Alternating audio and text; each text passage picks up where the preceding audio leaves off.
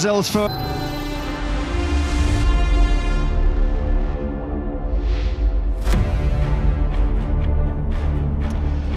Good morning, where for the first time, thankfully, in 22 long years, we can say a Grand Prix race day has finally arrived here in Brazil. We are back in South America for round 2 in the 2026 MotoGP World Championship. First visit to this part of South America, 17 laps in the sprint format here in Brazil yesterday.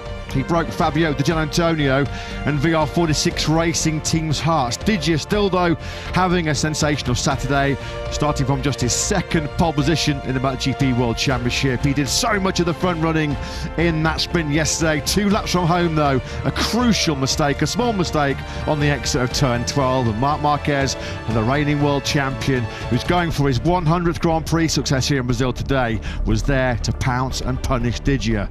Still smiling because he knows he's got a great chance of winning just his second MotoGP race here.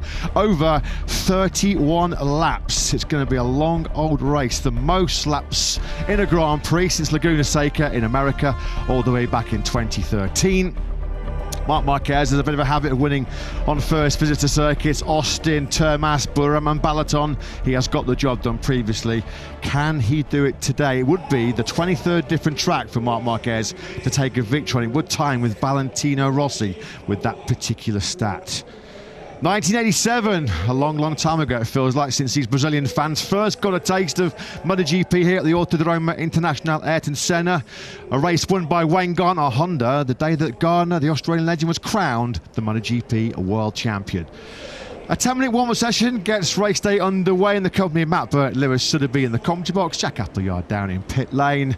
And it hasn't taken long in the defence of his World Championship, Lewis, for Marc Marquez to find his winning touch. He had to do it the hard way yesterday. Great fight between him and Fabio Di Giannantonio, but Marc's title defence officially up and running. Rewarded for some patience and also just for piling the pressure on Fabio Di Giannantonio yesterday. Of course, Marc Marquez might have thought, when he was stuck behind Fabio Quartararo, of all people, in third place early in the sprint yesterday, that his chances were already looking remote, if not gone altogether, with Fabio Di Giannantonio over a second clear after a couple of laps of the sprint, after he bolted from the pole position that he took, his first in 4 years. But Marc Marquez chipped away at the advantage, got to within 3/10, and then asked the question of Fabio Di Giannantonio, can you hold off the pressure of a 7 times world champion right behind you? The answer in the end from Digia was no, and Marc Marquez was rewarded with that first sprint win of the season. Get gold in Goiânia then for the 33-year-old Spaniard. It was his 16th sprint victory, which ties him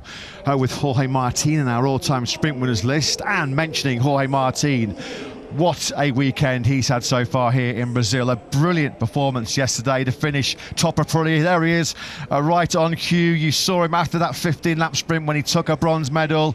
He was in floods of tears. All the emotion came flooding out after a brutal 2025 where he scarcely rode that factory Aprilia at any stage anywhere near 100% fully fit.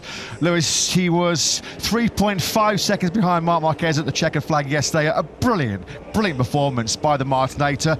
How do we rate his chances of maybe fighting for the win here this afternoon or repeating that podium? Pretty good, I suspect. I think a lot will depend on the start of the Grand Prix later. Of course, we ceased to forget 24 hours ago now, but Jorge Martin could issue. But if Jorge Martin can clear Fabio Quartararo, he got himself past Marco Bezzecchi. He was as quick in the sprint format. What a day. Not even 1.3 seconds at the checkered flag he was, and he came over the line in 9th place, 9 seconds. World champions and Grand Prix winners, no fluke. So the Brazilian fans of thousands upon. Tough sprint yesterday for some of the other Hondas. Johan Zarco sprint yesterday. Interesting looking at expecting that to be the preferred rear tyre. Bike of Pecco Bagnaia. I guess a clear illustration of just what we kind of suspected now. So yeah, we saw clearly. Rider who probably had pace to challenge for the podium in this. Marquez on the first lap of the sprint before hanging on to. That he's lost none of that edge. He's lost none of that over in Burram. 16th Quartararo points in the sprint yesterday as well for Alex Marquez. Successive sprint podiums he done when he was 20th on the opening day here in Brazil. Pedro Acosta's point of view, that 9th place doesn't sound yesterday. You'll know later on when we go into the today last, and now the checkered flag was Italian. Fermin Aldeguer, well, his sprint. No real signs of this weekend turning around for scored no points in 12th, and he ended that one. Bezzecchi as the two trash talkers, the two buddies, for his first top six of 2026. Finish wins in Portimao, Valencia, and PM local time will be the Brazilian Grand Prix. With certainty in this part of the world, whether we're going to have potentially some quite heavy rain later on in the day. So the team factory Aprilia of Marco Bezzecchi blows the candles and gives a wink to team boss Gino Borsoi. Such a popular figure, isn't he? The 31-year-old from Townsville in Australia. Yeah, his 200th MotoGP start and some milestone. Jack becoming just the 10th 100 MotoGP starts by accident, unless you are a class rider, and there's no question that Jack Miller is one of those. Can we have some 1.5 million? Brazil's 10th biggest city, looking for a big Sunday's Marco Bezzecchi. Quickest in the warm-up session, the only rider in the 117s this morning. Marco Bezzecchi ahead of the Marquez brothers. Mark ahead of Alex. Pecco Bagnaia fourth ahead of Fermin Aldeguer. So Ducati Factory and Grassini 2, 3, 4 and 5. Fabio Di Giannantonio, of course, with that fall into turn 10, was 6th ahead of Martin, Quartararo, Moreira and Mir.